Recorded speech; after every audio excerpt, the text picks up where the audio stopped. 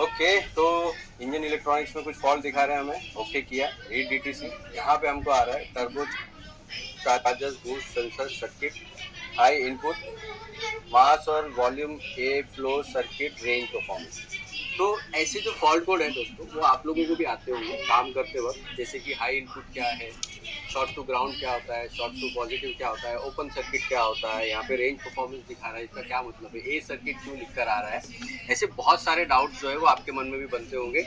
आज की वीडियो को जो है आप लोगों को लास्ट तक देखना है, क्योंकि मैं आज की वीडियो में specifically short to positive, short to negative और ओपन सर्किट, ये जो तीन तरीके के हमारे फॉल्ट बनते हैं किसी भी सेंसर के लिए, एक्चुएटर के लिए, वो क्यों बनते हैं उसको हम लोग समझेंगे। और साथ के साथ ये भी समझेंगे कितने टाइप की वोल्टेजेस के हिसाब से कौन से पिन में आइडेंटिफाई करें कि इसमें शॉर्ट टू पॉजिटिव हुआ है या नहीं हुआ है, उसको भी समझेंगे। तो दोस्तों सबसे पहले ना हमें ये समझना पड़ेगा कि एक, अगर मैं सेंसर की बात करूँ तो सेंसर के जो वायर होते हैं उनमें कौन सी वोल्टेजेस आती है। यहाँ पे देखिए, अभी जो आप लोगों ने फॉल्ट कोड देखा था वो किस वजह से बना था उसको देख लेते हैं। यहाँ पे अगर आप देखोगे तो ये हमारा ओपन सर्किट है, ठीक है। ओपन सर्किट यानी सॉकेट मैंने निकाला हुआ है, ये हमारा mass airflow sensor, boost pressure sensor, जो भी आप बोलो, ये वाला आपका सेंसर है, ठीक है। ये सॉकेट खुला हुआ है। अब यहाँ पे ना जो हमें अगर ये समझना है कि ओपन सर्किट क्या होता है, short to ground, short to positive क्या होता है, उसके लिए हमें समझना जरूरी है कि वोल्टेजेस क्या क्या बनती है। अब एग्जांपल के तौर पे मैं यहाँ पर चेक कर रहा हूँ कि एक नंबर पे मुझे जो है ना कुछ भी वोल्टेज नहीं दिखा रहा है, जैसे आप मल्टीमीटर पे देख सकते हो। दो नंबर यहाँ पर एम्प्टी है, देखिए यहाँ पर दो नंबर एम्प्टी है। ये 4 नंबर का सॉकेट है, लेकिन इसके अंदर 2 नंबर पे सिग्नल का वायर ही नहीं दिया हुआ है। 3 नंबर पे आप देखोगे तो यहाँ पे 4.99 यानी 5 वोल्टेज हमको मिल रही है, और 4 नंबर पे यहाँ पर हमें 4.95 यानी कि यहाँ पर भी 5 वोल्टेज मिल रही है। तो एक सॉकेट के अंदर हमें 3 तरीके की वोल्टेज दिखाई दी है। अच्छा, यहाँ पे एक चीज और जरूरी है, जो हमारा फर्स्ट पिन था, फर्स्ट पिन में हमें एकदम 0 वोल्टेज दिखाई दे रही थी, तो इसके लिए कंफर्म करना चाहिए कि ग्राउंड है या नहीं। इसके लिए मैं बजर पे डालूंगा और बजर पे चेक करूंगा कि ग्राउंड है या नहीं। तो एक नंबर का जो हमारा है, यहाँ पे हमें देखोगे आपकी बजर मिल रहा है, ठीक है। इसका मतलब ये कंफर्म हो गया ग्राउंड है, ठीक है। अब यहाँ पे आपने जो दो बाकी के देखा, यानी 3 नंबर और 4 नंबर का जो आपने पिन देखा, वहां पे हमें 2 तरीके की 5 वोल्टेज मिल रही थी। अब सबसे पहले तो ये समझिए कि एक 5 वोल्टेज जो है वो हमारा रेफरेंस वोल्टेज है, यानी कि वहां पे 5 वोल्टेज आना जरूरी है, जिससे कि हमारा सेंसर जो है उसको सप्लाई वोल्टेज मिल सकेगी, और ग्राउंड से सर्किट हो जाता है कंप्लीट। इसके बाद जो तीसरा वायर है वो हमारा सिग्नल का वायर है। अब मैं आप लोगों को बताता हूँ कि ये तीनों वायर में short to positive, short to negative और ओपन सर्किट का मतलब तीनों का अलग अलग होता है। मैं आप लोगों को समझाता हूँ कैसे। देखिए, अब एग्जांपल के तौर पे यहाँ पे हमें जो है ना वोल्टेज जो दिखाई दे रही थी, ये वोल्टेज हमें यहाँ पर 0 वोल्टेज दिखाई दे रही है, यानी कि यहाँ पर कोई भी वोल्टेज हमें नहीं देखने मिल रही है एक नंबर पे। लेकिन इसका मतलब ये नहीं है कि ये जो वायर है वो कटा हुआ है, क्योंकि वो ग्राउंड है। ग्राउंड जो है नेगेटिव वोल्टेज होती है, इसलिए वो 0 की साइड में ज्यादा दिखाई देता है, ठीक है। अब इसके बाद जो नेक्स्ट पार्ट है, आपका जो ईसीएम है ना, वो कैसे फॉल्ट बनाता है उसको देखते हैं हम लोग। सबसे पहले एग्जाम्पल के तौर पर मैं यहाँ पर वायर ले लेता हूँ, और ये जो मैंने वायर लिया हुआ है, मैं क्या कर रहा हूँ, सिंपली एक एंड जो है मैं वायर का ग्राउंड से कनेक्ट कर दे रहा हूँ, ठीक है। तो सबसे पहले देखेंगे शॉर्ट टू नेगेटिव क्या होता है। शॉर्ट टू नेगेटिव को सबसे पहले समझेंगे, ठीक है ना। अब समझ लीजिए कि आपका जो सर्किट है या जो वायर है वो शॉर्ट टू नेगेटिव हुआ है। तो मैं यहां पर आप लोगों को दिखाने के लिए समझा रहा हूं कि ये मैंने शॉर्ट टू नेगेटिव कर दिया। अब जो मेरी 5 वोल्टेज आ रही थी एक नंबर में, उसको मैं यहाँ पर जो है ना शॉर्ट कर रहा हूँ, ठीक है। आप देखोगे क्या कर रहा हूं, मैं शॉर्ट कर रहा हूँ, और ये मैंने सिंपली एक नंबर पे, 4 नंबर पे जो है मैंने ग्राउंड दे दिया। अब अगर आप यहाँ पर देखोगे तो जो 5 वोल्टेज मुझे मिल रही थी, ये देखिए 4 नंबर है, यहाँ पे 5 वोल्टेज की जगह मुझे क्या मिल रही है, 0 वोल्टेज, करेक्ट, जो मुझे ग्राउंड में मिल रहा था। एंड अगर ग्राउंड शॉर्ट है कि नहीं ये पता करने के लिए आप क्या कर सकते हो, सीधा सिंपली ग्राउंड पे डाल सकते हो एंड बजर पे डाल के आप कॉन्टिन्यूटी चेक कर सकते हो। ये देखिए, तो लास्ट का जो वायर जहाँ पे मुझे 5 वोल्टेज दिखाई दे रही थी, वहां पे अब मुझे कॉन्टिन्यूटी मिल रही है, यानी कि ये मेरा वायर शॉर्ट है। अब हम लोग देखेंगे कि ईसीएम ने क्या फॉल्ट बनाया, ठीक है। तो ईसीएम का फॉल्ट देख लेते हैं।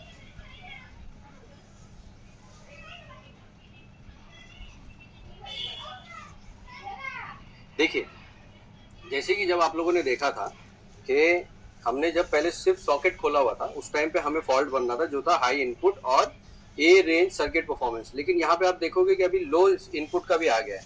अब ये लो इनपुट का क्यों आया? क्योंकि हमने यहाँ पर 5 वोल्टेज जो सिग्नल का वायर है ना उसको हमने शॉर्ट किया है ग्राउंड के साथ। और ग्राउंड क्या होती है? ग्राउंड लो वोल्टेज होती है ना, 0 वोल्टेज के नीचे। तो ईसीएम ये बताने की कोशिश कर रहा है कि जो सिग्नल है वो मुझे लो मिल रहा है। अब ये इस गाड़ी के अंदर इस तरीके से दिखा रहा है, लेकिन कुछ गाड़ी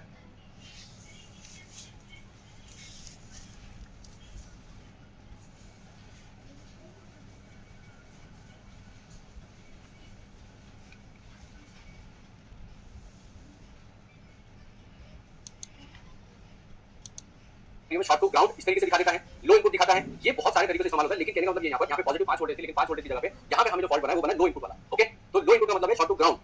ये चीज हमें याद रखनी है, इसलिए वायरिंग टेस्टिंग आपको सही आनी चाहिए। अब ये हो गया सिग्नल का वायर। चलिए अब हम लोग क्या करते हैं, सिग्नल के वायर के साथ साथ हम लोग जो है ना, अब जो रेफरेंस का 5 वोल्टेज का वायर था, देखिए यहाँ पर रेफरेंस का जो हमारा 5 वोल्टेज का वायर है, अब मैं इसको ग्राउंड के साथ शॉर्ट करूँ तो ये मैंने ग्राउंड के साथ शॉर्ट कर दिया। अब मैं यहाँ पर इसको चेक कर लेता हूँ कि जो 5 वोल्टेज मुझे पहले आ रही थी वो आ रही कि नहीं आ रही है। ठीक है, एट द सेम टाइम यहाँ पे मुझे पहले जो 5 वोल्टेज मिली थी वो बन रही कि नहीं बन रही है। ये यहाँ पर 5 वोल्टेज वापस आ गई पहले वाले में, अब दूसरे वाले में 5 वोल्टेज देखो गायब हो। ठीक है, इसका मतलब क्या हुआ कि यहाँ पे जो 5 वोल्टेज रेफरेंस थी मेरी, वो 5 वोल्टेज रेफरेंस भी चेंज हो गई। अब ये जब चेंज हुआ है ना तो क्या फॉल्ट बन रहा है उसको देखते हैं, एक बार वापस रीड करेंगे। देखिए अब की बात क्या हुआ, turbo charger circuit input high को दिखा दिया, लेकिन बूस्ट प्रेशर ए सर्किट इनपुट लो। और यहाँ पर देखिए आपका sensor reference voltage circuit open दिखा दिया। अब इसको समझिए, इसने सर्किट ओपन क्यों बताया? सर्किट ओपन इसलिए बताया क्योंकि आपकी 5 वोल्टेज रेफरेंस होती है ना, वो कांस्टेंट 5 वोल्टेज से कंटिन्यू जाती रहती है। लेकिन अगर वो ग्राउंड के साथ शॉर्ट हो गई, ठीक है, दो तरीका है, तो वायर जब कट हो जाएगा तो उस हिसाब से वो इनपुट हाई दिखाएगा। लेकिन जब आपका ओपन सर्किट, ये फॉल्ट को याद रखिए ध्यान से, देखिए इस फॉल्ट को आपको ध्यान से याद रखना है। सर्किट ओपन, ये फॉल्ट पहले नहीं आ रहा था बट अब आ रहा है। ठीक है, ये जो सर्किट ओपन आया, क्यों आया सर्किट ओपन? बिकॉज़ 5 वोल्टेज की जगह पे वहां पर ग्राउंड है, ग्राउंड जो नेगेटिव है यानी 0 वोल्टेज होता है, जिसकी वजह से ईसीएम को लगता है कि हो सकता है वायर कट गया होगा, इसकी वजह से सर्किट जो है मुझे नहीं मिल रहा है, जो 5 वोल्टेज बननी चाहिए मुझे नहीं दिखाई दे रही है, इसलिए वो ओपन सर्किट का फॉल्ट बना देता है। इसमें एक चीज और होती है, जब आपका सेंसर खराब हो जाता है ना, वो भी शॉर्ट टू ग्राउंड हो जाता है, जिसकी वजह से ये फॉल्ट बनता है। ठीक है, तो अगर आप वोल्टेज ओपन करके देखो उसमें प्रॉब्लम आपको नहीं मिले तो ये दिक्कत नहीं आती। अब ये हो गया short to ground. Short to ground signal में आ रहा है तो क्या हुआ, इनपुट लो, करेक्ट, और short to ground, input low और short to ground. Same time पे अगर रेफरेंस में आ रहा है तो यहाँ पर एक तो रेफरेंस वोल्टेज उसने लिख दिया है 5 वोल्टेज, सेंसर रेफरेंस वोल्टेज यानी 5 वोल्टेज वाला हो गया। तो 5 वोल्टेज रेफरेंस उसने ओपन दिखा दिया क्योंकि वहां पे कांस्टेंट 5 वोल्टेज जाती है, इसकी वजह से उसने ओपन दिखा दिया। सिग्नल क्योंकि चेंज होता है इसलिए उसने लो वोल्टेज दिखाया यानी इनपुट लो दिखाया। तो ये हो गया आपका शॉर्ट टू ग्राउंड। जब भी आपके पॉजिटिव के वायर में शॉर्ट टू ग्राउंड होता है तो इस तरीके से दिखाई देता है। देखिए 5 5 और ग्राउंड आ रहा है, तीनों वायर शॉर्ट टू पॉजिटिव हो सकते हो, तीनों दो वायर शॉर्ट टू नेगेटिव हो सकते हैं। कैसे मैं समझाता हूं आप लोगों को। ओके, अब देखिए यहाँ पे मैंने क्या किया ना, मैंने वायर को पॉजिटिव में लगा दिया। ठीक है, अब मैं आपके सर्किट को जो है ना वो पॉजिटिव के साथ शॉर्ट करूँ। ठीक है, अब सबसे पहले हम लोग 4 नंबर लेंगे जो कि हमारा सिग्नल का वायर है। सिग्नल के वायर में 5 वोल्टेज हमारी आती है बायस, जो कि ओपन सर्किट में, उसको हम लोग यहाँ से करेंगे चेंज। और ये मैं आप लोगों को जो है ना इसको प्लीज याद रखिएगा, इसलिए मैं दे देता हूं, ये काम आपको गाड़ी के ऊपर, अच्छी गाड़ी के ऊपर करना नहीं है। ये ट्रेनिंग के दौरान स्कैनकास्ट के ट्रेनिंग सेंटर में इस तरीके से सिखाया जाता है जिसकी प्रॉब्लम बना के भी आप लोगों को आइडेंटिफाई किया जा सके। तो वो मेथड से मैं आप लोगों को बता रहा हूं। यहाँ पे एक्सपर्ट के बीच में ये काम होता है। जब तक आपकी प्रैक्टिस सही नहीं हो, आपकी ट्रेनिंग सही नहीं हो, तब तक ये काम गाड़ी के ऊपर मत कीजिएगा क्योंकि आपका शॉर्ट सर्किट होने के चांसेस रहते हैं। ठीक है, अब देखिए मैंने यहाँ पे 4 नंबर को शॉर्ट किया है पॉजिटिव के साथ में। अब पहले 5 वोल्टेज मिलेगी, अब देखिए क्या वोल्टेज मिल रही है। देखिए यहाँ पे भी 12 वोल्टेज आने लगी, देखिए मल्टीमीटर दिखाई दे रहा है आपको, तो 5 वोल्टेज आने लगी, करेक्ट। अब यहाँ पे अगेन हम लोग जाएंगे, पहले देखिए पहले नेगेटिव वाले जो फॉल्ट थे, अब देखते हैं कि नेगेटिव वाले फॉल्ट चेंज होते कि नहीं होते, वापस जाएंगे फिर से रीड करेंगे। अब देखिए अब जो हमने रीड किया यहाँ पे क्या आ रहा है, ये जो हमारा एक्टिव स्टैटिक देखो, high input sensor high input. ठीक है, एक मिनट इसको पहले डिलीट करते पुराने वाले, फिर नया वाला चेक करते हैं। ठीक है ना, ये देखिए अब ये क्या, turbo charger boost sensor circuit high. Obviously क्योंकि सेंसर का सर्किट जिस तरह शॉर्ट टू ग्राउंड होने पे इनपुट लो दिखा रहा था, वैसे ही जब उसमें पॉजिटिव शॉर्ट होगा क्योंकि 5 वोल्टेज बनती है, 5 की जगह 12 बनती है तो इनपुट हाई दिखाएगा ना। और इनपुट हाई का ही आपको यहाँ पे क्लियरली फॉल्ट दिखा रहा है क्योंकि हमारा जो वायर है उसके अंदर सिंपली पॉजिटिव है। इसको याद रखिए। एक और चीज बताता हूं इस केस में, अगर आपके सेंसर स्कैनर के अंदर ये फॉल्ट बन रहा है पॉजिटिव वाला, शॉर्ट टू पॉजिटिव या इनपुट हाई वाला, तो इनपुट हाई के मतलब सिर्फ हमेशा 12 वोल्टेज शॉर्ट ही नहीं होता है, कई बार वायर कटा होता है जिसकी वजह से सेंसर की जो 5 वोल्टेज बायस है वो क्लोज आने से सेंसर से रेजिस्टेंस लेकर बदलती नहीं है, इसकी वजह से ये फॉल्ट ऐसे बनता है। ओके, अब देखिए सेम टाइम पे जब ये रेफरेंस वोल्टेज में हम लोग 12 वोल्टेज शॉर्ट करते हैं तो क्या होता है देखते हैं। देखिए अब हम लोग क्या करेंगे, सिंपली जो हमारी रेफरेंस वोल्टेज था, रेफरेंस वोल्टेज को मैं, अच्छा यहाँ पे एक चीज याद रखिए, यहाँ पे वायर वगैरह बिल्कुल छीनते नहीं हम लोग, बिकॉज़ वायर छीनना कभी भी फिजिबल होता नहीं है। अब देखिए यहाँ पे मैं सिंपली एक फॉल्ट और बना देता हूँ, मुझे एक बार देखना पड़ेगा कि शॉर्ट हुआ कि नहीं हुआ। ठीक है ना,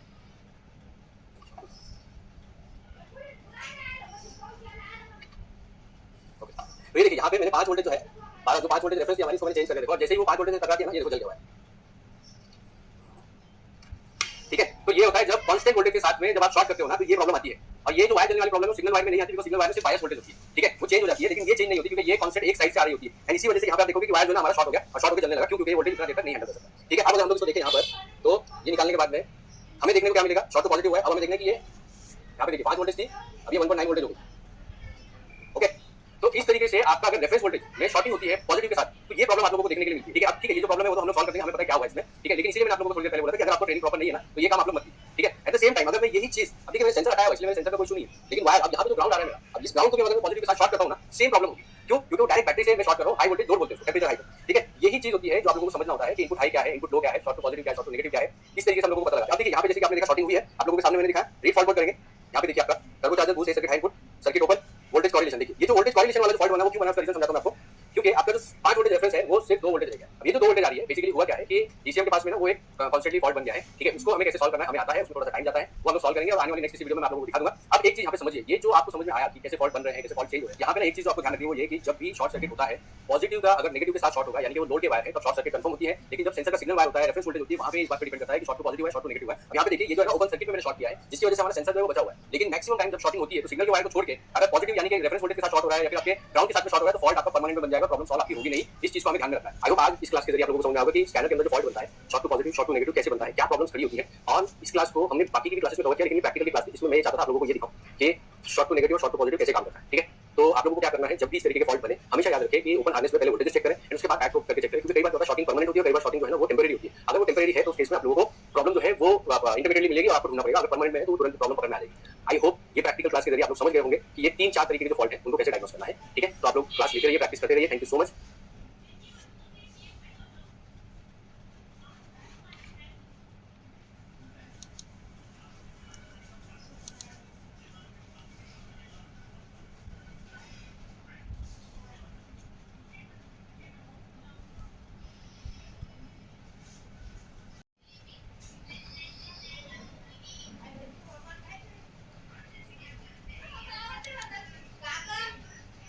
कैसे आप लोग? काम चालू है। मैं आशा करता हूँ आप सब लोग ठीक काम होंगे। चालू है। आज की जो हमारी ये क्लास है, इस क्लास में हम लोग देखेंगे कि डीजल इंजेक्टर को मल्टीमीटर के जरिए उसके सर्किट को इलेक्ट्रिकल डायग्नोस कैसे किया जाता है। ठीक है, तो सिर्फ इलेक्ट्रिकल डायग्नोस मल्टीमीटर से चेक करेंगे। इसके बाद वाली जो क्लास होगी हमारी, उसमें हम लोग चेक करेंगे कि कैसे आप पावर प्रो के जरिए जो है ना आप सर्किट एक्यूरेटली डायग्नोस करेंगे। अब मैं एक चीज और आप लोगों को बता देना चाहता हूँ, ये वाली जो हमारी क्लास है, ये जो टॉपिक है वो है diesel injector diagnosis. Diesel injector diagnosis का हमने यहाँ पर 3 तरीका बताया हुआ है। सबसे पहले मल्टीमीटर से कैसे डायग्नोस करना है, पावर प्रो से कैसे डायग्नोस करना है, उसी में पावर प्रो में ऑसिलोस्कोप की रीडिंग कैसे देखी जाती है वो भी मैं बताऊंगा। और तीसरी जो क्लास होगी वो होगी डीजल इंजेक्टर को मैकेनिकली यानी जो बैक लीक होता है उसको कैसे चेक करते हैं, वो वाली क्लास होगी। तो आप लोगों को अभी जो क्लास ले रहे हो इसके ऊपर प्रैक्टिस कीजिए, ताकि एक्चुअली में जो गाड़ी आपके पास में है तो आप उसकी प्रॉब्लम सॉल्व कर सकें। ठीक है, तो चलिए कंटिन्यू करते हैं। देखिए यहाँ पर जैसे कि आप लोग देख पाए होंगे, ये हमारी पोलो है डीजल, इसमें डेल्फी का इंजेक्टर है। तो जो डेल्फी का इंजेक्टर है, इसमें एक फॉल्ट बनता है जो होता है हमारा ओपन सर्किट वाला। तो हम क्या करते हैं, सबसे पहले तो ये जो सॉकेट है इंजेक्टर मैं निकाल देता हूं एक बार। ठीक है, ये देखिए मैंने इसको डिस्कनेक्ट कर दिया। और डिस्कनेक्ट करने के बाद में क्योंकि एक तो उसकी वोल्टेज चेक करनी होगी, तो डिस्कनेक्ट कर दिया मैंने। और डिस्कनेक्ट करने के बाद में अब हम लोग इसका एक बार फॉल्ट रीड कर लेंगे, इसमें क्या फॉल्ट आ रहा है। अब देखिए यहाँ पे ना एक चीज आप लोगों को बताता हूँ, यहाँ पे आप लोग बहुत सारे स्कैनर देख रहे होंगे, ये जो काम है किसी भी स्कैनर से किया जाता है, नॉट नेसेसरी कि आप इसे ये करें। मैं फॉल्ट रीड करता हूँ एक बार के अंदर। तो अभी इसके अंदर फॉल्ट नहीं बना, उसके लिए हमें क्या करना पड़ेगा, एक बार इंजन को क्रैंक करना पड़ेगा, क्योंकि इग्निशन हमने बंद रखा हुआ। अभी इंजन स्टार्ट करेंगे, इंजन क्रैंक कीजिए। ठीक है, तो अभी ये जो ओपन लूप में गया, आपने देखा कि इस फायर को एडजस्ट करने के लिए ईसीएम ने बाकी के दो इंजेक्टर में फायरिंग जो है वो बढ़ा दी है। आपकी जो वायरिंग नहीं, आपकी जो पल्स विड्थ मॉड्यूलेशन है, जो टाइमिंग है वो बढ़ा दी ताकि इंजन स्टेबल हो सके। इसी को हम लोग ओपन लूप बोलते हैं। ठीक है, अब ये फॉल्ट बन जाएगा, बंद करिए गाड़ी। ठीक है, अब फॉल्ट हमारा बन जाएगा, तो हम लोग एक बार फॉल्ट चेक कर लेते हैं। यहाँ पर देखिए यहाँ पर आ गया सिलेंडर 1 इंजेक्टर ए सर्किट। ठीक है, पेंडिंग में दिखा रहा है 201। तो हमारा जो P0201 वाला जो फॉल्ट है, प्लीज इसको ध्यान में रखिए कि अब जब ये वाला फॉल्ट हमारा बना है तो इसको हमें क्या चेक करना होगा, वो वाला मैं टेस्टिंग आप लोगों को डायग्नोस करके बताता हूँ। सबसे पहले क्या करेंगे, इग्निशन ऑन कर लेंगे, मल्टीमीटर को हम लोग डालेंगे डीसी पे। आप लोगों को दिखाने के लिए मैं इसको लाइट ऑन कर देता हूं ताकि आप लोग क्लियरली इसको देख सको। ठीक है, एक चीज और मैं हमेशा बोलता हूं कि जब भी आप ये चीज कर रहे हो तो नेगेटिव को फिक्स कर दीजिए। तो मैं सबसे पहले मैं नेगेटिव फिक्स करूंगा ताकि ग्राउंड रिलेटेड मुझे कोई प्रॉब्लम फेस ना हो। मेरा कनेक्शन बना कि नहीं बना, उसके लिए मैंने वापस चेक कर लिया, बैटरी वोल्टेज चेक कर लिया, बैटरी वोल्टेज परफेक्टली दिखा रहा है। अब यहाँ पर आप देखोगे तो आपको यहाँ पे वोल्टेज दिखाई देगी। ठीक है, एक जगह पे हमको 2.5 वोल्टेज दिखाई दे रही है। ठीक है, और दूसरी जगह पे हमें यहाँ पर 0.01 वोल्टेज दिखाई दे रही है। ठीक है, अब एक चीज हमें यहाँ पे जरूरी ध्यान रखना है, वो ये है कि आपको ये देखना है कि दूसरी तरफ वोल्टेज बन रही कि नहीं बन रही है। ओके, यहाँ पे हम लोग एक तरीका अपनाते हैं कि ये वाली नेगेटिव वोल्टेज है कि नहीं, क्योंकि ये जो कनेक्शन है ना उसको आपको ठीक से बनाए रखना है। तो ये हमारी ग्राउंड है। ठीक है, तो ये हमारा कंफर्म हो जाता है यहाँ पर। ये देखिए, अब सबसे पहले जैसे कि मैंने आप लोगों को पहले बताया कि हमें ये पहचानना है कि इसमें कंट्रोल करना है। नॉर्मली आप देखोगे तो पेट्रोल इंजेक्टर में क्या होता है, जो बाइस आ रही होती है वो आपका कंट्रोल होता है और दूसरी तरफ 12 वोल्टेज होती है। यहाँ पे हमें दूसरी तरफ 12 वोल्टेज नहीं मिल रही है। ठीक है, यहाँ पे हमें करीब करीब 9 वोल्टेज के आसपास दिखा रहा है, यानी 0 वोल्टेज है यहाँ पे। ठीक है, तो इसलिए हम लोग क्या करेंगे, इसके लिए हम लोग अपना पहले पिन लेंगे और पिन को पेनिट्रेट करके फिर उसको अच्छे तरीके से देखेंगे। यहाँ पे देखिए मैंने ये करने के लिए क्या किया, एक मैं एलिगेटर वायर ले लूंगा। एलिगेटर वायर लेकर मैं ये पिन का इस्तेमाल करूंगा। अगेन आप लोगों ने पहले भी मेरी पिछली वाली क्लासेस में देखे होंगे कि मैं ये पिन का बहुत ज्यादा इस्तेमाल करता हूँ। ठीक है, अब मैं पहले ये फिक्स कर देता हूँ। ये मैंने फिक्स कर दिया, क्योंकि इंजेक्टर के जो पिन होते हैं, जैसे इस मामले में जो पिन है वो बहुत छोटे होते हैं, वहाँ तक हमारे ज़्यादा ये देखिए यहाँ पर नेगेटिव वोल्टेज मुझे अंदर तक इसको पेनिट्रेट कर रहा है। दूसरे वाले वायर में मुझे देखिए यहाँ पर ये और यहाँ पर ग्राउंड। अभी ग्राउंड कंफर्म करने के लिए मैं सिंपली क्या करूँगा कि देखिए ये जो आपको बहुत टाइट वोल्टेज जरूरी है, तो ये ग्राउंड तो नहीं है। ठीक है, अब हमें क्या करना होगा, इसको बैक प्रो करना होगा। देखिए यहाँ पर बैक प्रो करो, वो आप लोगों को दिखाई दे रहा है। ठीक है, 2.5 वाली जो वोल्टेज थी वो तो मुझे ठीक थी, वापस इसको वोल्टेज पे डाल दो। तो यहाँ पे मेरा कनेक्शन हमको करना जरूरी है। आप देखिए मल्टीमीटर की तरफ मैं कोशिश कर रहा हूँ कि कनेक्शन फिक्स हो जाए, इसके बाद में इंजेक्टर लगाऊंगा। अब जो मेन बात है इसे याद रखिए कि एक इंजेक्टर के मामले में क्या होता है, एक इंजेक्टर का सर्किट दिखा रहा है तो आप दूसरे वाले को चेक करके वोल्टेज ऊपर आने से चेक कर सकते हो। ठीक है, तो यहाँ पे वो जो एक्यूरेसी लेवल है वो हमें नहीं दिखाई देता। तो दिस इज वेरी इंपॉर्टेंट कि हम लोग सोचेंगे कि मल्टीमीटर से उतना एक्यूरेसी पता चल जाएगा इंजेक्टर सर्किट को इससे बनाने के लिए बनाया कि नहीं बनाया, वो थोड़ा सा मुश्किल होता है। लेकिन फिर भी हम इस तरीके से बस आपको पता लगाना होता है कि ये बाय सेकंड है। तो यहाँ पर देखिए मैंने इसको पेनिट्रेट कर दिया बाय को, और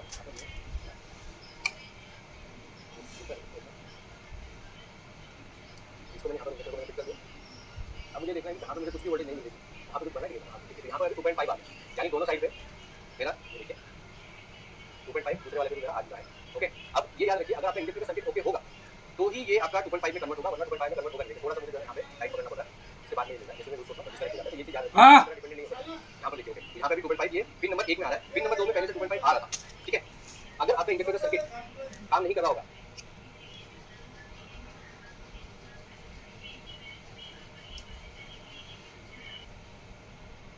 शॉर्ट हो गया होगा, तो ये जो वोल्टेज आपकी बन रही है ना, ये नहीं बनती, अभी बहुत ज्यादा हाई हो जाएगी या नेगेटिव ग्राउंड शॉर्टिंग हो जाती है, ठीक है। तो इस तरीके से हम लोग मल्टीमीटर से चेक करते हैं कि भाई मल्टीमीटर के ऊपर कैसे काम किया जा रहा है, मल्टीमीटर से कैसे हम लोग काम कर रहे हैं, ये इस तरीके से चेक होता है। मल्टीमीटर से बस इतना ही चेक किया जाता है, इसके ऊपर और कुछ चेक नहीं किया जा सकता है।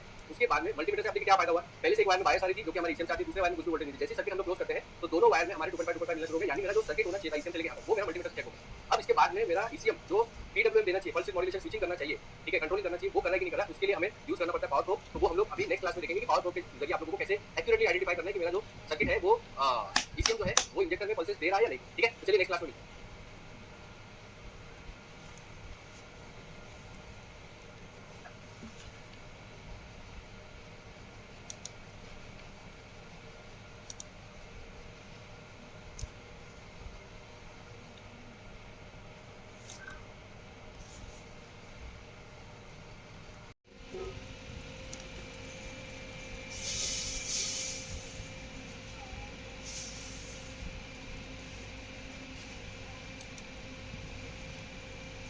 ओके, तो आई होप आप सभी लोग ठीक होंगे। आज की जो हमारी क्लास है, इस क्लास में हम लोग कवर करेंगे कि डीजल इंजेक्टर का बैक लीक जो होता है, यानी कि रिटर्न जो लीक होता है, उसको कैसे पकड़ा जाए, उसको कैसे समझा जाए, डायग्नोस किया जाए। ये जो प्रॉब्लम होती है डीजल इंजेक्टर्स में, मैकेनिकल प्रॉब्लम होती है, यानी अंदर से बंजर वगैरह की प्रॉब्लम होती है, मैकेनिकल इंटरनल जो इंजेक्टर होता है उसकी प्रॉब्लम होती है। अच्छा, हम लोग ये समझ लेते हैं कि ये जो हमें टेस्ट कब करना है, जब गाड़ी आपकी एक पिकअप लॉस हो रहा है, गाड़ी जब एक्सीलरेट करने पर ड्रॉप मार रही है, हाई स्पीड में ड्रॉप मारती है, ठीक है, या लोड बढ़ने पर, जैसे हिल एरिया में हम लोग जा रहे हैं, उस टाइम पे अगर कभी ड्रॉप मार देती है, ठीक है, उस टाइम पे क्या होता है, इंजेक्टर जो बहुत ज्यादा बैक मार होता है, बहुत ज्यादा जा रहा होता है, उसको हम लोगों को चेक करना होता है। अब एक और कंडीशन होती है जिसमें आपका जब आप ज्यादा एक्सीलरेट करते हो तो आपको देखोगे कि आपके एग्जॉस्ट से बहुत ज्यादा काला धुआं फेंक रहा है। काला धुआं फेंकने का रीजन ये होता है क्योंकि जो फ्यूल जो क्वांटिटी में जाना चाहिए, एयर टू रेशियो मिलता नहीं है, इसकी वजह से अनबर्न गैसेस उसके अंदर बहुत ज्यादा होती है, इसीलिए वो ब्लैक स्मोक फेंकते हैं। तो डीजल इंजन में डीजल इंजेक्टर को कैसे चेक करना है, जो बैक मारे कि नहीं मारे, वो इस वाली क्लास में कवर करेंगे, ठीक है। इलेक्ट्रॉनिक को कैसे टेस्ट करना है, इलेक्ट्रिकल इलेक्ट्रॉनिक को कैसे टेस्ट करना है, वो इसके पहले वाली क्लास में ऑलरेडी कवर कर चुका हूं, तो वो क्लास आप लोग प्लीज देख लेना। ये जो क्लास है इसमें हम लोग मैकेनिकल टेस्टिंग कर लेते हैं, इसके पहले हमने इलेक्ट्रिकल इलेक्ट्रॉनिक टेस्टिंग जो है वो दूसरे मेथड से आप लोगों को बताया। तो इंजेक्टर बैक लीक करने के लिए, मतलब इंजेक्टर को अगर हमें बैक लीक को चेक करना है तो हमें कुछ सेटअप बनाना पड़ता है, जिससे कि हम लोग इंजेक्टर का रिटर्न जो है उसको चेक कर पाए। आइए मैं आप लोगों को सबसे पहले जो है बैक लीक चेक करके दिखाता हूं, ठीक है।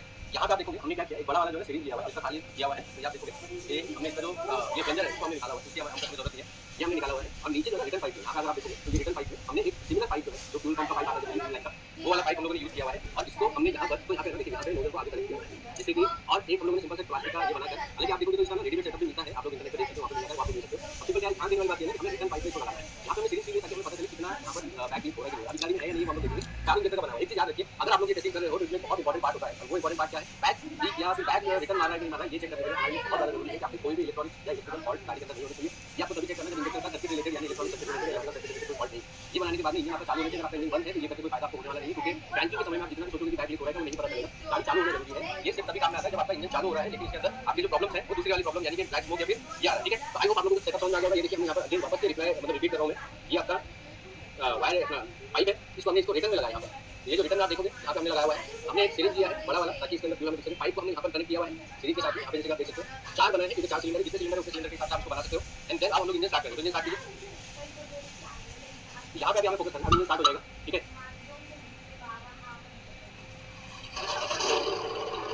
ओके, तो देखिए यहाँ पे आप देखोगे तो हमारा इंजन जो है स्टार्ट हो गया। यहाँ से हमें जो है रिटर्न में आना इंजन लगा है, यहाँ से आप देखोगे थोड़ा थोड़ा रिटर्न आने लगा। अब हमें यहाँ पर देखना क्या है, अब हमें यहाँ पर देखना है कि कौन सा इंजेक्टर ज्यादा बैक मार रहा है कंपैरेटिवली, ठीक है। इसलिए आपको इसको एकदम लेवल पे करना है, मैंने इसको लेवल पे रखा हुआ है। अब पाइप आपका बुढ़ा नहीं होना चाहिए, प्लीज इस बात को ध्यान रखो, क्योंकि अगर आपका पाइप बुढ़ा होगा ना तो ये सही से रीडिंग नहीं मिलेगी आपको। आप देख सकते हो यहाँ पर ये चार जगह पर है, अब थोड़ी देर चालू रखिए, थोड़ी देर तक आपको इसको चालू रखना है, ठीक है। जितना देर आप इसको चालू रखोगे उसी के हिसाब से रीडिंग मिलेगी, अदरवाइज रीडिंग नहीं मिलती है। अब ये देखिए यहाँ पर हमें इतना इंजन दिखाई दे रहा है, यहाँ पे इंजन लास्ट वाले ऊपर है, ठीक है, लास्ट वाला जो है वो उतना बैक नहीं मार रहा है। अब यहाँ पर हमें जो फाइनल जो रिजल्ट मिलेगा वो मिलेगा जब हम लोग थोड़ी देर तक चालू रखेंगे। देखिए यहाँ पर धीरे धीरे करके बैक है। अब ये जो तरीका है ये बहुत ही क्लियर कट हमें समझ में आ रहा है कि कैसे दिखाई दे रहा है, वो आप लोगों को दिखाई दे रहा है कैमरे में भी धीरे धीरे करके इधर आ रहा है ऊपर। और जहाँ तक मुझे लग रहा है ये आप देख सकते हो धीरे धीरे करके बढ़ रहा है, ओके, ठीक है। तो यहाँ पे आप सारे इसको देख सकते हो, देखिए थोड़ी देर तक चालू रखना जल्दी, अगर हम थोड़ी देर चालू रखेंगे तो टाइम नहीं मिलता। जहाँ तक देख पा रहा हूँ हमारे 3 नंबर का सिलेंडर है, इसमें शायद से सबसे ज़्यादा आ रहा है, मतलब दूसरे साइड से एक बार देख लेंगे फिर आपको आइडिया आ जाएगा।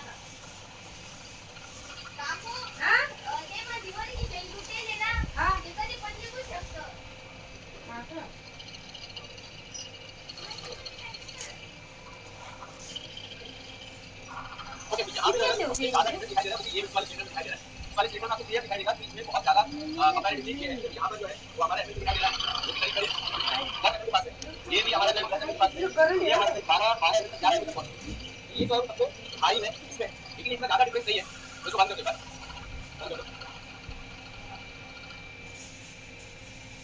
अब यहाँ पर हम लोग एक बार देख लेते हैं कि जैसे हमारा जो कौन सा वाला ये है इसके अंदर ज्यादा दिखाई दे रहा है। ठीक है, तो ये अगर हम यहाँ पर फोकस करें, 3 नंबर का जो सिलेंडर है, 3 नंबर के सिलेंडर में मेरी मार्किंग करीब करीब 1.3 1.2 मतलब 13 एमएल के आसपास गई है। ओके, और 1 नंबर का सिलेंडर भी हम लोग देखते हैं तो ये मेरा 10 एमएल से नीचे है, और 2 नंबर भी 10 एमएल पर ही है। तो इस गाड़ी के अंदर जो है वो बहुत ज्यादा हमें जो है ना लीकेज नहीं देखने के लिए मिली है। कल मेथड है, मैंने आप लोगों को बता दिया क्या चीजें लगी आपको। अब इसके बाद में एक और चीज मैं आपको बताता हूँ, अगर फ्यूल के अंदर कचरा है, आपके इंजेक्टर के अंदर कचरा जमा हुआ है, वो भी रिटर्न में जो है हमें मिल जाता है। तो आपको जो डीजल बाहर आया हुआ है उसको थोड़ा सा एनालाइज करना पड़ेगा। शायद हो सकता है कि नोजल जो है उसकी वजह से कहीं फंस रहा हो, तो वो भी उसके अंदर दिख जाए। ठीक है, तो आई होप आज की जो क्लास है प्रैक्टिकल में आपको समझ में आया होगा कि इंजेक्टर का बैक कैसे चेक किया जाता है।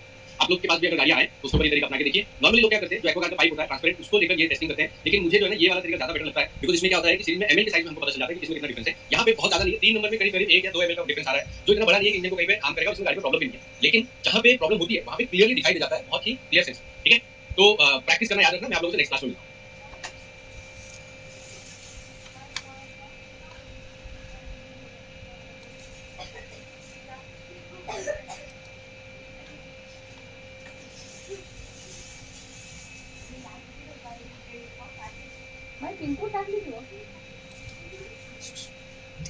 सभी लोग, मैं आशा करता हूँ आप सभी ठीक होंगे। आज की जो क्लास है हमारी वो है डीजल इंजेक्टर को डायग्नोस कैसे करना है, लेकिन मल्टीमीटर की मदद से नहीं, हम डायग्नोस कर रहे हैं पावर प्रोब की मदद से। सर्किट को डिटेल में समझेंगे। इसके पहले वाली क्लास में मैंने बताया ना इलेक्ट्रिकल टेस्टिंग यानी ईसीएम से लेके वायर तक ओके है कि नहीं, ये मल्टीमीटर से हम लोग पता लगा सकते हैं। लेकिन ईसीएम पल्सेस दे रहा है कि नहीं दे रहा है ये पता लगाने के लिए मल्टीमीटर से पॉसिबल नहीं होता है, सही तरीके से एक्यूरेसी नहीं मिलती है। इसलिए हम दूसरे टूल का इस्तेमाल करते हैं जो कि होता है हमारा पावर प्रोब। पावर प्रोब को उसके अंदर एक ऑसिलोस्कोप होता है। देखिए अब इसमें एक्चुअली में ऑसिलोस्कोप यूज होता है, लेकिन ऑसिलोस्कोप क्योंकि एक्सपेंसिव आते हैं, हर कोई इसको यूज नहीं कर पाता है, तो उसका अल्टरनेटिव है जो है पावर प्रोब। पावर प्रोब में छोटी सी स्क्रीन होती है जहां पे आपको पल्सेस आती हुई दिखाई दे जाती है और उनका ड्यूटी साइकिल वगैरह भी आपको ठीक से दिखाई देता है। ठीक है, तो हम लोग उसके जरिए जो है ना चेक करेंगे, डायग्नोस करेंगे। उसमें मैं आपको बताऊंगा कैसे आपको एक्यूरेटली डायग्नोस करना है। ठीक है, चलिए तो देखिए ये होता है हमारा पावर प्रोब। जैसे कि आप यहाँ पे मेरे ट्रॉली पे देख सकते हो, ये पावर प्रोब जो है वो बेसिकली इस कंपनी का है, आपका टॉप बैक का। तो टॉप बैक का है, इसके अंदर जो भी फंक्शन वगैरह है इसको कैसे यूज करना है, क्या करना है, ये मैं आगे आने वाली किसी क्लास में आप लोगों को बता दूंगा। बट इसको इंजेक्टर डायग्नोसिस और वो भी स्पेसिफिकली आपके डीजल इंजेक्टर डायग्नोसिस के लिए कैसे यूज करना है वो मैं आज आप लोगों को बता रहा हूँ। ठीक है, देखिए एक चीज यहाँ पर और इंपॉर्टेंट है जो हमें ध्यान रखनी है, वो ये कि ये आपकी बैटरी से ही पावर लेता है गाड़ी के। तो अगर गाड़ी की पावर सही नहीं होगा तो ये भी आपको पावर सही नहीं बताएगा। इसके अंदर देखिए 3-4 मोड होते हैं। एक आपका मल्टीमीटर है, ऑसिलोस्कोप है, यहाँ पे फ्रीक्वेंसी है, एक्टिव एक्चुएशन टेस्ट है, ये फ्रीक्वेंसी हो गया आपका, या एसी हो गया, और ये आपका सेटअप मतलब सेटिंग वगैरह इसके अंदर दिया हुआ है। हम लोग जो यूज करेंगे सबसे पहले मल्टीमीटर को यूज करेंगे, देन ऑसिलोस्कोप को यूज करेंगे, और फ्रीक्वेंसी हम लोग चेक कर सकते हैं कि कितनी फ्रीक्वेंसी पे हमारा जो सिग्नल है वो बन रहा है। ओके, सबसे पहले क्या करेंगे, देखिए अभी गाड़ी के अंदर कोई प्रॉब्लम है नहीं, इंजेक्टर जो बढ़िया काम कर रहा है। मैंने आपको सेम गाड़ी को पिछली वाली क्लास में बताया था ओपन हार्नेस करके क्या फॉल्ट बनता है। तो वो सेम फॉल्ट जो है आपका कभी भी बनता है जब आपका ईसीएम जो है आपके सर्किट को कंप्लीट नहीं करना होता है, उस टाइम पे भी ये फॉल्ट बनता है। ठीक है, हम क्या करेंगे, सिंपली सबसे पहले मल्टीमीटर मोड पे जाएंगे। मल्टीमीटर मोड पे जाने के लिए आपको ओके क्लिक करना है। देखिए आपको मल्टीमीटर दे दिया, 2.5 वोल्टेज आ रही है। ओके, एंड देन यहाँ पे हमें 0 दिखाई दे रही है। जैसे उसमें हमें कोई भी वोल्टेज नहीं मिल रही थी, वो यहाँ पर भी नहीं मिल रही। अच्छी बात है कि आप अगर यहाँ पर देख पा रहे हो, यहाँ पे लाइट दिखा के दिखा रहा है, तो मैं पिन में पेनिट्रेट करता हूँ, जो कि पिछली क्लास में मल्टीमीटर की वजह से हम लोग नहीं कर पाए। ठीक है, ये यहाँ पर मैं एकदम एक्यूरेसी, यहाँ पे कोई भी वोल्टेज नहीं है। ठीक है, अब ये हमारा बायस हो गया 2.5 वोल्टेज, यहाँ पे कुछ भी वोल्टेज नहीं है, नो वोल्टेज प्रेजेंट। अच्छा, अगर ये चीज याद रखिए ग्राउंड होता है ना, तो ग्राउंड हमको अच्छे से बता देता था, लेकिन ग्राउंड नहीं है। ठीक है, तो फिलहाल के लिए मैं क्या करूँ, मैं दोनों वायर को बैक प्रोब करूंगा, और दोनों वायर को बैक प्रोब करके हम लोग देखेंगे कि कौन सा वाला वायर हमारा कंट्रोलिंग है। फिर हम लोग जो है उसमें पल्सेस चेक करेंगे। तो देखिए यहाँ पर मैंने पिन लेकर एक मैंने यहाँ पे बना दिया। अच्छा, एक चीज और मैं आप लोगों को बताना चाहता हूँ, ये कि ये मैं इस तरीके से लगाता हूँ। उसका रीजन होता है क्योंकि जब आप इस तरीके से पेनिट्रेट करते हो तो ये आपस में शॉर्ट होने के चांसेस बहुत कम हो जाते हैं। अदरवाइज होगा क्या कि आप इसको आपस में ही शॉर्ट कर दोगे और फिर बाद में हमारा जो काम है ना खराब हो जाता है। ठीक है, इसलिए इसको बैंड कर देते हैं हम लोग साइड में। कोशिश करनी है आपको कि आप इसको ज़्यादा से ज़्यादा अंदर तक जो है पेनिट्रेट कर पाओ, क्योंकि अगर ये सही से नहीं बना, देखिए मैं एग्जाम्पल के लिए देख लेता हूँ कि बना कि नहीं बना। ठीक है, ये वाला भी बन गया हमारा, देखिए यहाँ पर आप देख सकते हैं ये भी बन गया, और ये भी हमारा 0 हो गया। ओके, चलो ये एक्यूरेट हो गया। अब इसको मैं थोड़ा सा बैंड कर देता हूँ। यहाँ से मुझे सर्किट को क्लोज कर देना है। ठीक है, मैंने सर्किट को क्लोज कर दिया। अगर अब जैसे आपने पिछली क्लास में देखा था कि जहाँ पे 0 वोल्टेज थी वहाँ पे 2.5 वोल्टेज आना शुरू हो गई थी। इसके लिए मैं एलिगेटर वायर का इस्तेमाल करूँगा, क्योंकि अभी हमें इंजन स्टार्ट करना पड़ेगा, तो हम रिस्क नहीं ले सकते कि कनेक्शन सही से बन रहा है कि नहीं बन रहा है। ये देखिए मैं यहाँ पर ध्यान से देखिए, मैं एलिगेटर वायर का इस्तेमाल कर रहा हूँ। अब यहाँ पर मुझे 2.5 वोल्टेज मिलनी चाहिए, क्योंकि अगर इग्निशन ऑन है, ये देखिए आप मिल रही है। ठीक है, तो सबसे पहले हम लोग ये देखेंगे कि हमारा जो फ्लक्चुएशन है वो कौन से वायर पे हो रहा है। अच्छा, डीजल में दोनों साइड में स्विचिंग होती है, तो ये भी हमें याद रखना जरूरी है। ये थोड़ी सी दिक्कत है कि ये वाला जो वायर है हमारा,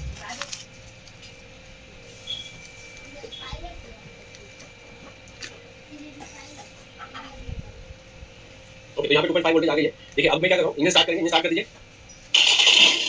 ओके, आप यहाँ पे देखोगे यहाँ पे हमें जो है बहुत ज़्यादा डिफरेंस फ्लक्चुएशन नहीं दिख रहा है, मिनिमम 0 मैक्सिमम 2.7, उससे ज़्यादा कुछ ज़्यादा डिफरेंस दिखाई नहीं दे रहा। अब मैं अपना जो ये एलिगेटर है तो चेंज कर रहा हूँ। देखिए यहाँ से मैं एलिगेटर दूसरे वाले 1 नंबर वाले पिन पे लगा रहा हूँ। यहाँ पे आप देखोगे तो यहाँ पे भी बहुत ज़्यादा डिफरेंस नहीं देखने के लिए मिल रहा है मुझे। ठीक है, अब हमें देखना है कि स्विचिंग, ये जो स्विचिंग है दोनों साइड हो रही होगी, तो वो हम लोग देखेंगे। ओके किया, हम जाएंगे अब ऑसिलोस्कोप में, ठीक है। ये देखिए, तो दिस इज योर, यहाँ पे आप देख सकते हो ये आपका बैटरी वोल्टेज 13 वोल्टेज यहाँ पर दिखा रहा है, ठीक है। ओके, एंड सेम टाइम पे मल्टीमीटर ओके किया, यहाँ पे देखिए,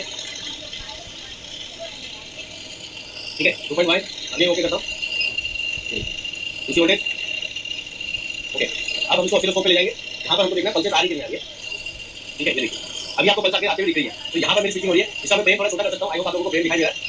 तो 1 मिलीसेकंड 0.5 थोड़ा सा बड़ा करते हैं, 5-10 मिलीसेकंड देखिए, आपको दिखने लगा सिग्नल। यहाँ पर मेरी कंटिन्यूस स्विचिंग चल रही है, देखिए। तो अब अगर आपका इंजेक्टर स्विचिंग नहीं करता है ना, तो यहाँ पे सिग्नल नहीं बनता है। देखो 500 मिलीसेकंड में और फ्रीक्वेंसी आपकी बढ़ जाएगी, 50% ड्यूटी साइकिल पे काम कर रहा है, वो आप लोगों को दिखाई दे रहा है क्लियरली, ठीक है। तो इससे जो है ना हमारा कंप्लीटली पता चल जाता है कि आपका जो ईसीएम सर्किट में देना चाहिए पल्सेस वो दे रहा है या नहीं दे रहा है। मैं दूसरे वायर में लगाता हूँ, ये देखो मैंने डिस्कनेक्ट कर दिया, अब दूसरे वायर में लगा रहा हूँ। यहाँ पे देखिए, तो इंजेक्टर में डीजल इंजेक्टर में 2.5 वोल्टेज आ रही है, दोनों साइड पे स्विचिंग हो रही है। मिनिमम वोल्टेज भी दिखेगी आपको, मैक्सिमम वोल्टेज भी दिखेगी,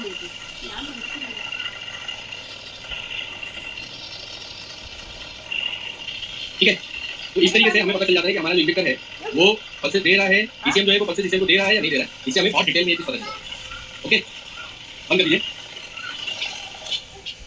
तो यहाँ पे आपको ये देखना जरूरी है। अच्छा, एक चीज और है कि अगर आप सोचेंगे कि ओपन में आपको ये मिल जाएगा, तो डीजल इंजेक्टर में होता क्या है कि जैसे ही आप ओपन सर्किट करते हो और ईसीएम को फॉल्ट मिल गया, वो वैसे ही उस इंजेक्टर में पल्सेस देना बंद कर देता है। और पल्सेस देने के बाद में अगर हम ओपन सर्किट में चेक भी करेंगे तो हमें एक्यूरेटली समझ में नहीं आता है कि वो पल्सेस बन रही है या नहीं बन रही है, ठीक है।